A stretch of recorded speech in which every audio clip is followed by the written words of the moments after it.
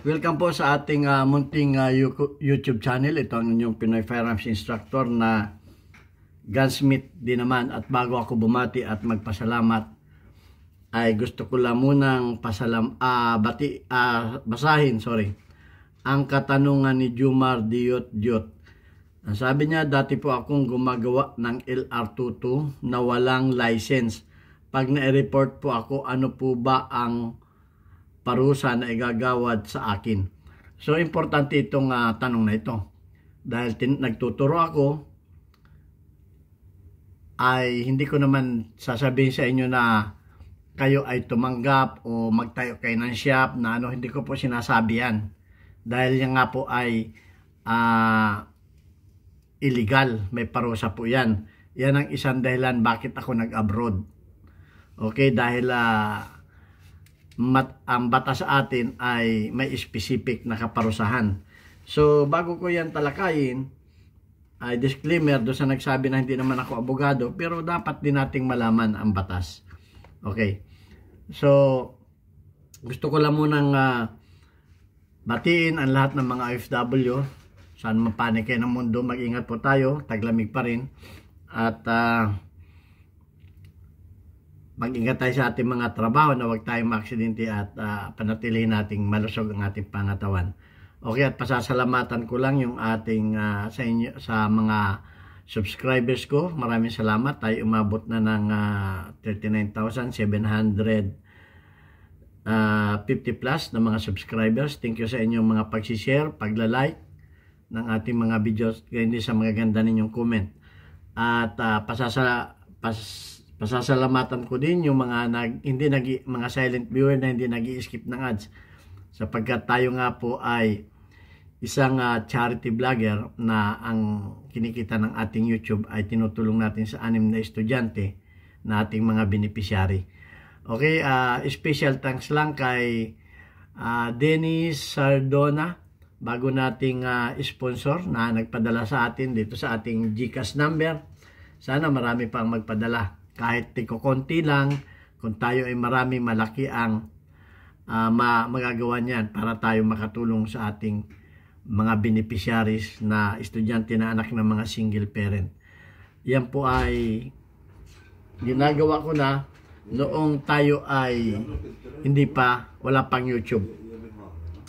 Pero dahil sa tayo ay nagka-YouTube na, ang purpose ko talaga ng pag-YouTube ay ang kinikita ko ay para may tulong sa kanila. Kaya nga din ginawa ko from 2, ginawa ko na silang 6. So, willing po ako na at nagpapasalamat sa mga tumutulong. Okay, at special thanks din kay Jubil Platon, kay Boy Umay na palaging nagpapadala o nagpapalipad sa ating mga premiere videos. Okay, yan lang po. At sana huwag kayong magsawang manood at huwag mag-skip ng ads at mag-share ng ating mga videos para mas dumami pa tayo at makatulong din tayo sa iba. Okay, sabi ni Jumar, ano daw ang parusa na igagawad ng batas kung sakaling tayo ay mahuli ng pulis o may report tayo, basta tayo mahuli. Yan, naging karanasan ko na yan. Kaya ingat tayo. Ito po ang batas. Ang nakalagay dito sa Republic Act 10-591, Section 32, Unlawful Manufacture. Kasama po yan sa Unlawful Manufacture. Kasama dyan ang importation, kung kayo mag-i-import. Kasama dyan ang pagbibinta or sale, disposition of firearms or ammunition. Hindi lang firearms, kasama ang mga bala. Thereof, kung kayo ay gumagamit ng machinery, okay, lathe machine, milling machine, drill press machine, any machine, or instrument, o anumang mga tool or instrument used, or instead to be, or intended to be used, or in manufacture firearms, ammunition parts, o kasama dyan ang mga reloader. Kaya nga hindi ako nagtuturo ng pagre-reload. Hindi ko tinuturo yung pagre-reload. Okay, kasi may nagtanong, ituro ko daw yung pagre-reload. Siguro yung mga basic ituturo ko sa inyo. Pero yung actual na pagre-reload, hindi po pwedeng ituro yan. Ammunition or parts thereof. Maliwanag ha. Kasama ang reloader. Pagbibinta ng mga bala, pagpapabricate ng mga parts. Basta ano yan. The penalty of reclusion temporal 2. Pwede kang mahatulan ng reclusion temporal or hanggang sa depende yan sa judge na maghatol siya. 2. Reclusion perpetua shall be imposed upon a person who shall unlawfully engage in the manufacture, importation, sale, disposition of firearms, ammunition, or major parts of a firearms or ammunition or machinery instrument used intended to use by same person in the manufacturers of firearms, ammunition, or major parts thereof. Sabihin ko lang sa inyo ang mga major parts receiver, slide, kasama ang barrel. Yan ang mga major parts. Okay? So, pag kayo ay nahuli na gumagawa niyan, at nasa posisyon ninyo yan ay considered na kayo ay manufacturer.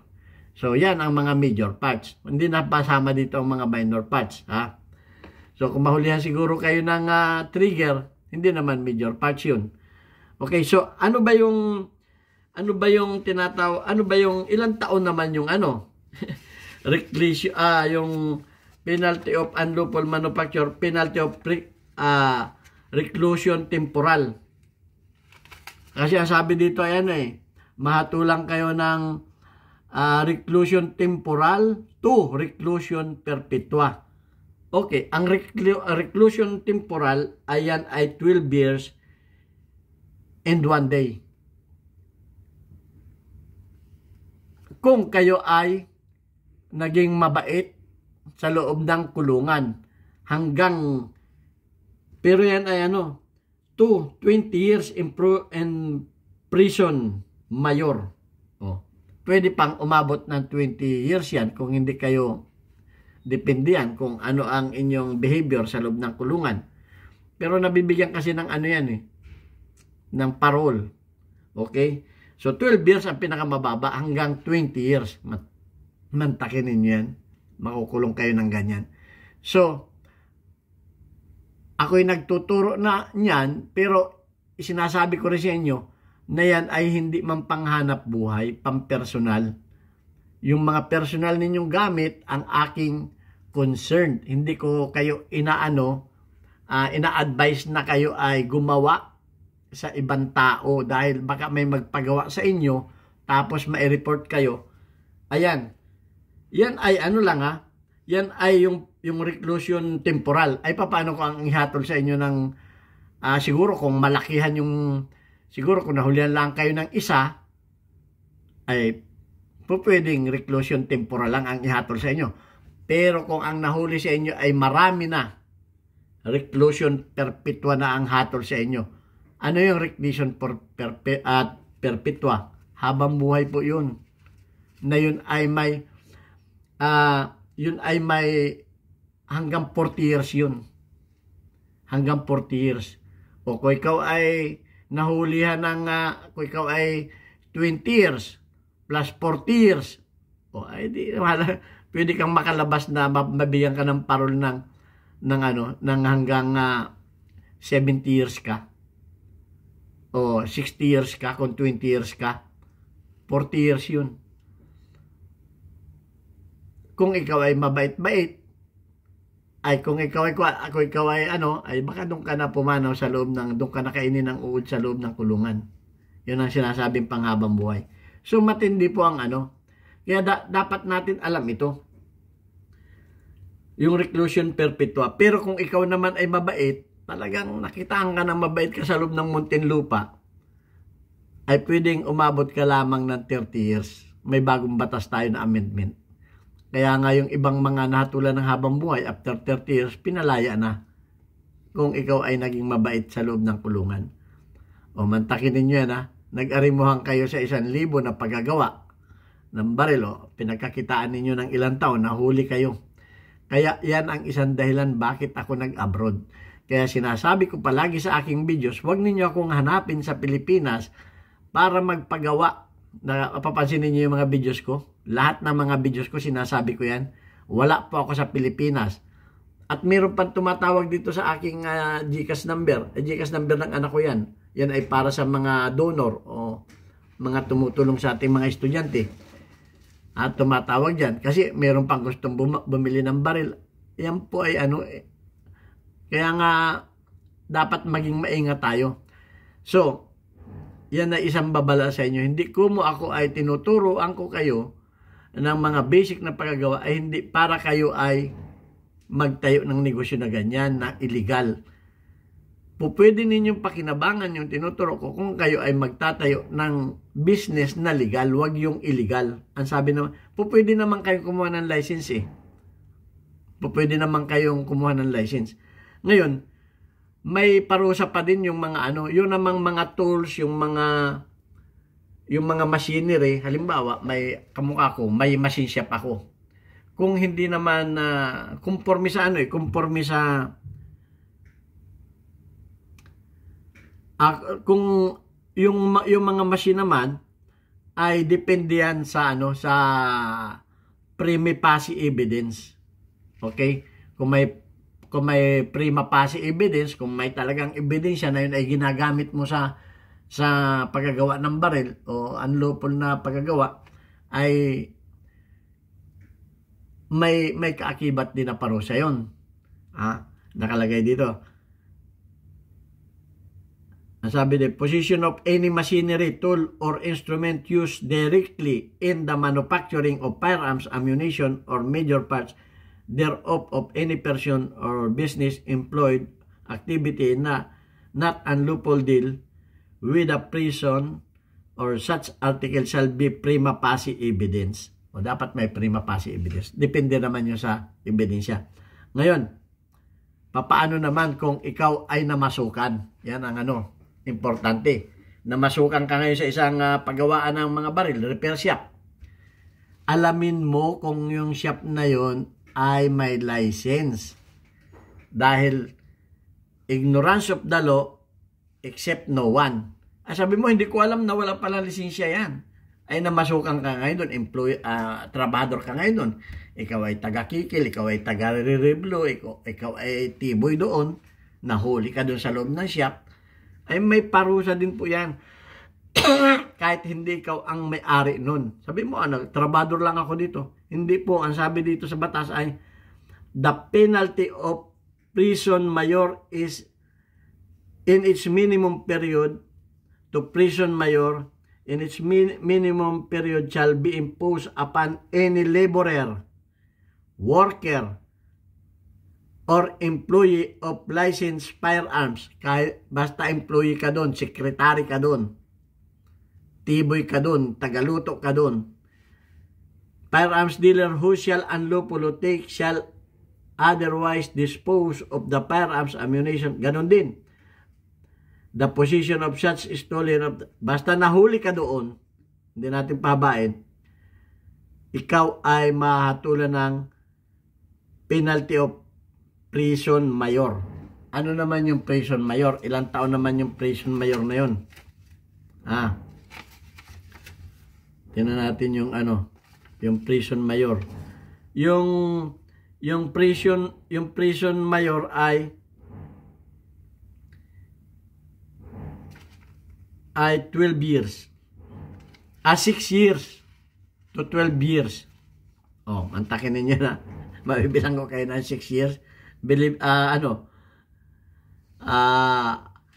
yan ang batas. So, dapat maging maingat talaga tayo. Hindi tayo banat ng banat. Okay. So,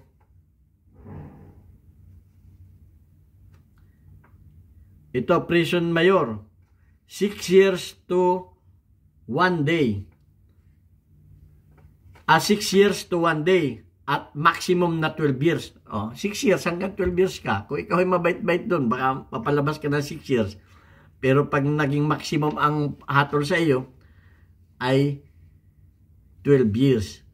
Ang batas na ito ay isinigawa noong September 20,